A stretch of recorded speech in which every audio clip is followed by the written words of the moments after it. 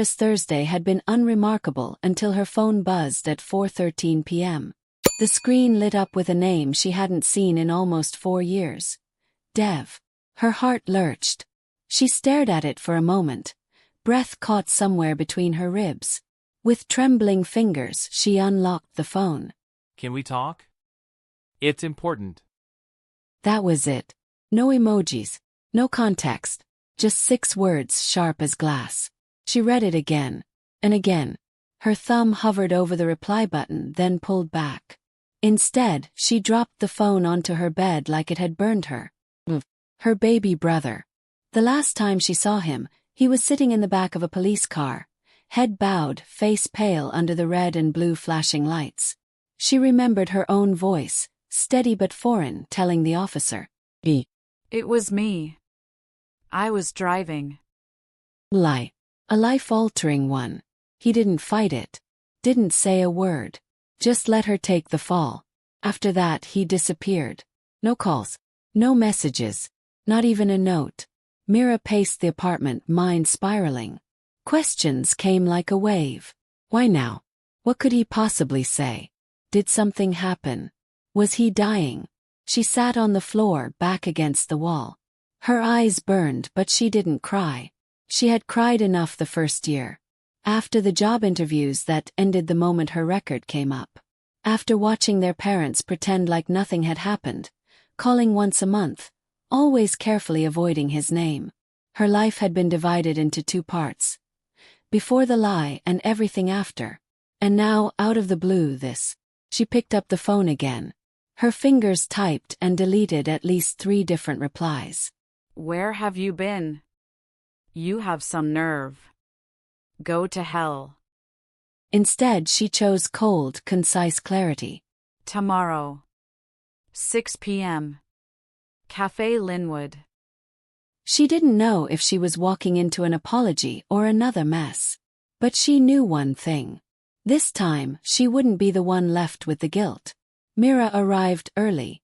Cafe Linwood hadn't changed.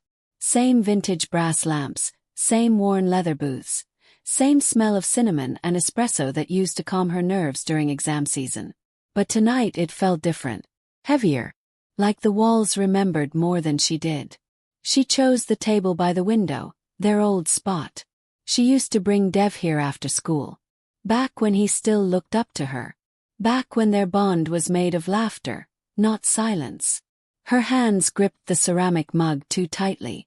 She hadn't touched her coffee. Her eyes flicked to the door every few seconds, expecting him. Dreading him. 6:07 p.m. He was late. Typical. Then the door swung open. Dev walked in, eyes scanning the room. When they landed on her, he paused. Just for a second, as if absorbing the shock of her presence. Then he walked over slowly. Myra was struck by how different he looked. His once shaggy hair was trimmed. His hoodie replaced by a collared jacket. But it wasn't the clothes. It was the weight in his eyes. The stiffness in his posture. Like he was bracing for a storm, and he should have been. He sat down across from her. The silence between them was immediate and suffocating. Dev cleared his throat. Hey. Myra said nothing. Another beat of silence. I'm sorry. He said, voice softer than she remembered. Her eyes didn't soften. Which part? She asked, tone razor sharp. He flinched. All of it. I shouldn't have taken the car. I shouldn't have left you to deal with the police. I shouldn't have. Run? She interrupted. Disappear for 4 years while I got blacklisted from half the jobs I applied for? Dev looked down, the same tangible in the slouch of his shoulders. I thought.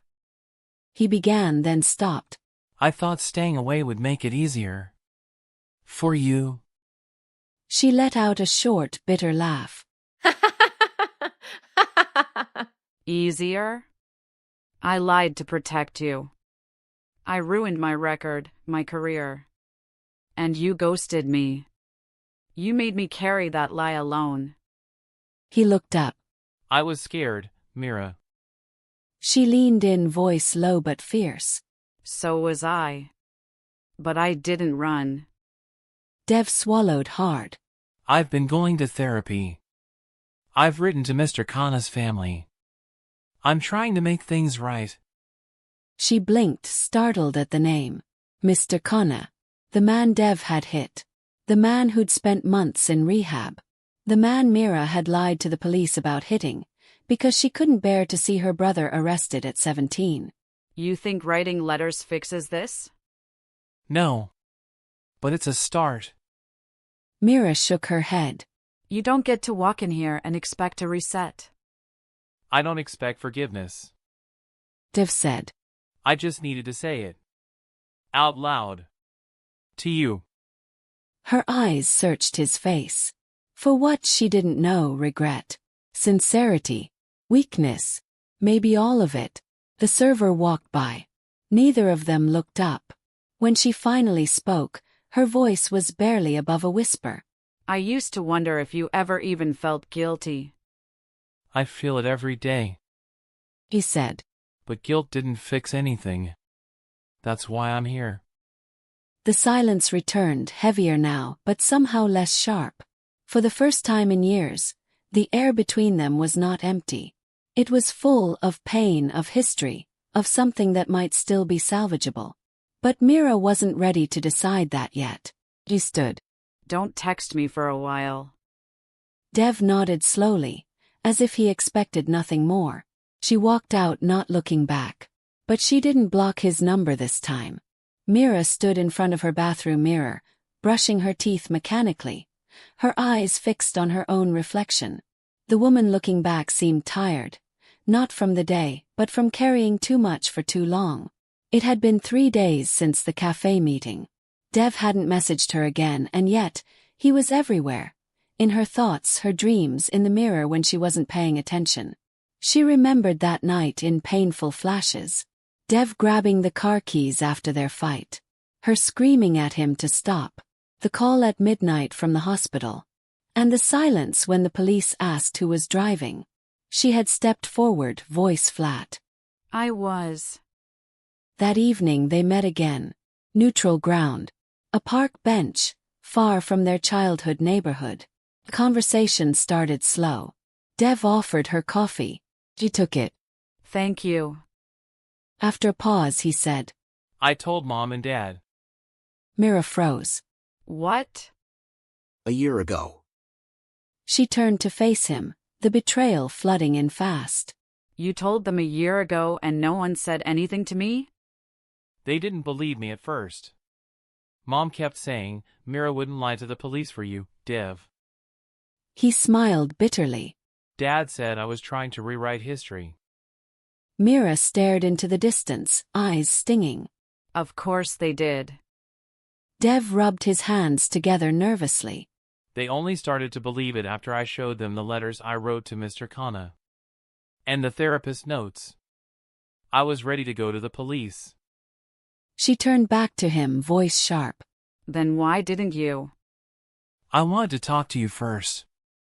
Myra shook her head. For years, Dev.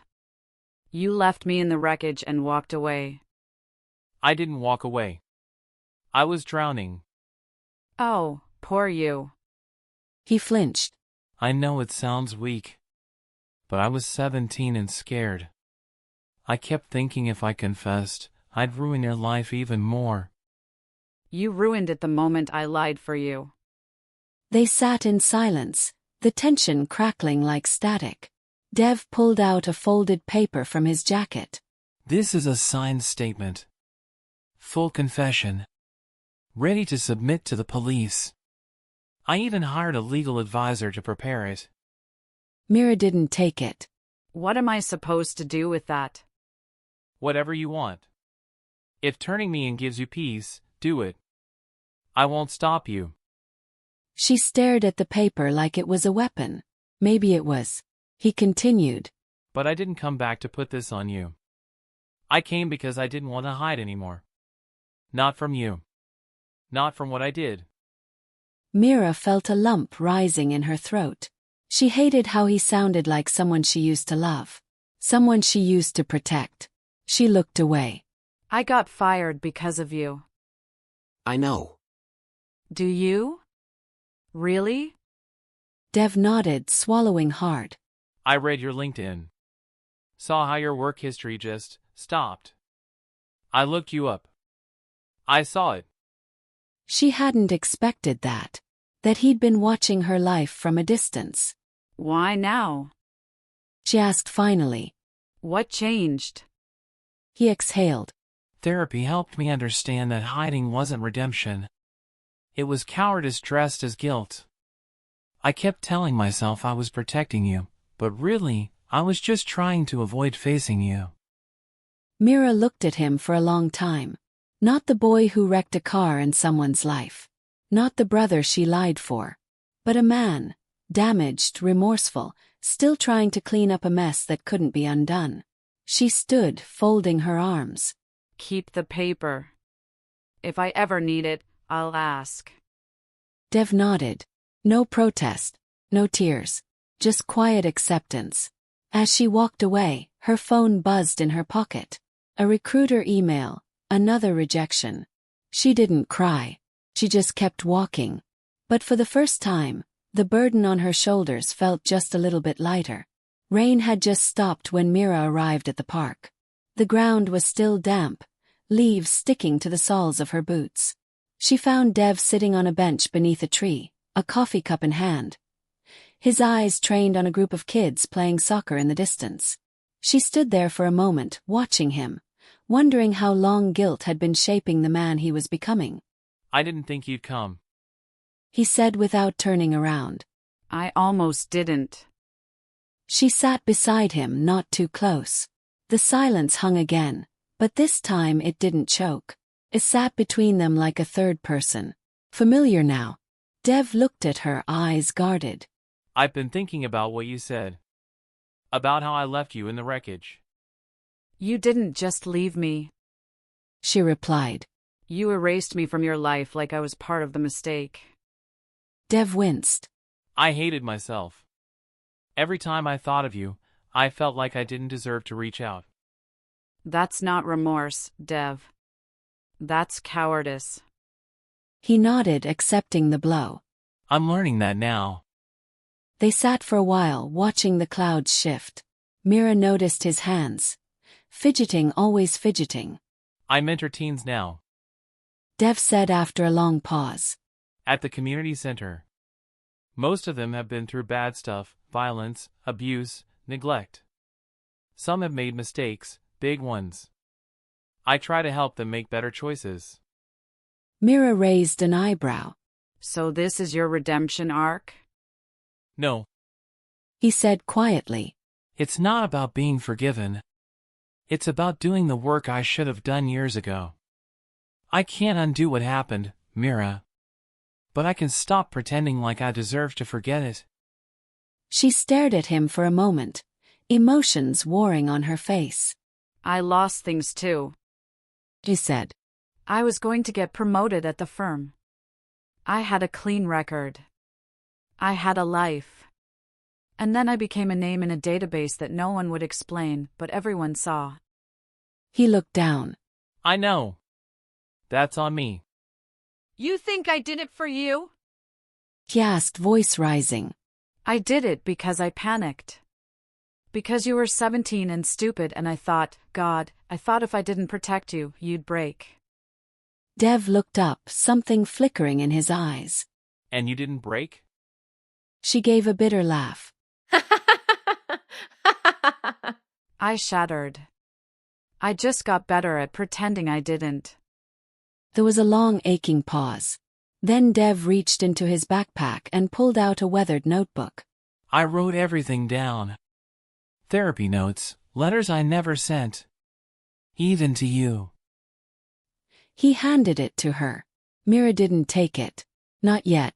You want me to read this and feel sorry for you? She asked.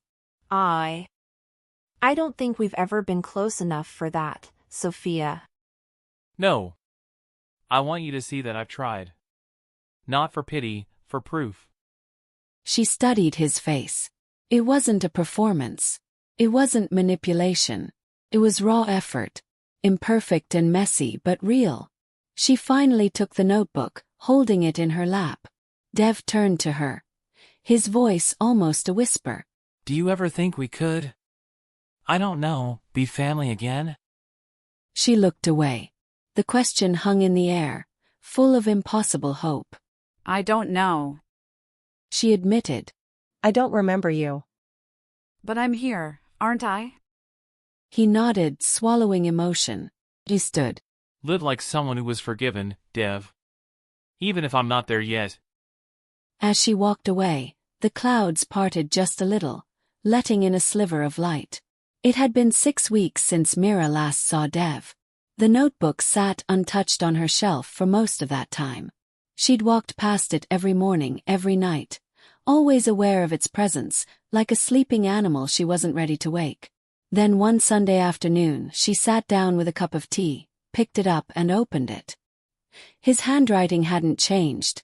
Slightly messy, all lowercase, rushed. But the words inside were nothing like she remembered him. Entry 3. I still dream about that night. Not the accident. The part where Myra stepped forward and said it was her. She didn't even look at me. She just lied, and I let her. That silence is what haunts me, not the crash. Entry 7. Sometimes I think the accident just revealed who I already was. Someone weak. But maybe weakness isn't failing. Maybe it's refusing to admit you failed. Entry 12. I miss her. I miss how she used to tell me I could do anything. I want to be someone worthy of that voice again. By the time she reached the last page, Myra was crying. Not the loud, cinematic sobs she used to imagine in therapy, but quiet, raw tears that soaked into her sleeves. Tears for the pain they both carried. For the childhood they'd lost. For the time they'd never get back. She didn't text him that night. Or the next. She waited until she meant it. On a crisp Friday morning, she walked into the community center where Dev volunteered. She'd called ahead, asked for the schedule. He was leading a workshop with teens, talking about decision-making and consequences. She watched from the back, unnoticed. He was different here. Not polished, not preachy. Just honest. He talked about shame. About responsibility. About second chances not being rights but things you had to earn. When he finally saw her, his voice faltered mid-sentence. One of the teens nudged him. That your girlfriend or something? Dev managed a tight smile. That's my sister. Myra gave a small nod. Carry on. After the session, they sat outside on the center's stone steps. No drama this time. Just shared air and tired shoulders. I read it. She said quietly. All of it. Dev looked down at his hands. Okay. You meant what you wrote? Every word. Long pause. Then let's start here. He said. Not from the beginning. Just from here. He blinked, trying to keep his expression steady. What does here mean? It means I'm not ready to say everything's okay. She replied. But I'm not angry every time I hear your name. I don't feel like screaming when I see your face. He nodded, understanding the weight of what that meant. I'm not asking for perfect. He said. Just honest. You'll have to earn it. Slowly. I will. She stood and turned to him. And Dev? Yeah? I haven't forgiven you yet. He said. But I think I've started. Dev didn't smile. He didn't cry. He just nodded, like someone who finally heard the one thing they've been waiting years to believe. As they walked together toward the bus stop, side by side, Myra noticed something she hadn't in years. The silence between them no longer hurt. Held space for possibility.